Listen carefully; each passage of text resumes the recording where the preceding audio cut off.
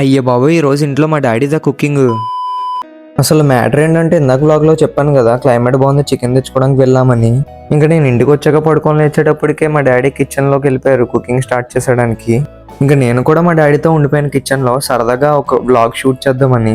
మా డాడీ అయితే ఇంక వెజిటేబుల్స్ కట్ చేయడం స్టార్ట్ చేస్తారు. ఫస్ట్ ఆనియన్స్ కట్ చేశారు. ఇక్కడ మా డాడీ వెజిటేబుల్ కట్ చేస్తుంటే మా చెల్లి యాక్టింగ్ చేస్తుంది వీడియోలో పడడానికి, ఏ పని లేకపోయినా. సో నెక్స్ట్ మిర్చి టొమాటోస్ కూడా కట్ చేస్తారు.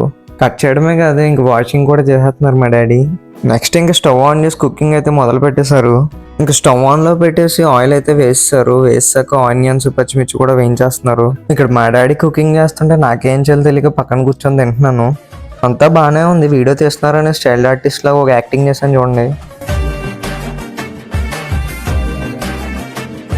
నా యాక్టింగ్ అయిపోయిన తర్వాత మా డాడీ మిక్సీ ఉన్నా సరే ఇందులో చేస్తున్నారు టమాటా పేస్ట్ని, కొంచెం ట్రెడిషనల్గా ఉంటుంది అనేసి.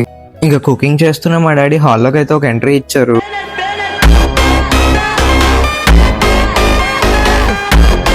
ఇంకా కిచెన్లో కుకింగ్ ఎంతవరకు వచ్చిందో చూడడానికి వెళ్ళాము.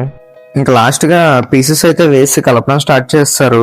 అండ్ తర్వాత ఇందులో ఐస్ క్రీమ్ వేస్తున్నారు ఏంట్రా అని చూసాను. ఇంతకా అది ఐస్ క్రీమ్ కాదు, అల్లం వెల్లుల్లి పేస్ట్. మీ మదర్స్ కూడా ఎటువంటి బాక్స్లోనే స్టోర్ చేస్తారంటే కామెంట్ చేయండి. అండ్ ఫైనల్ టచ్ కారం అయితే వేసేస్తున్నారు. మేము కారం ఎక్కువ తింటాము, మీరు ఎలా తింటారో చెప్పండి. ఇంకా కర్రీ అయితే 5 minutesలో రెడీ అయిపోతుంది. అంతలోపు మా చోటా ప్యాకెట్ వచ్చాడు.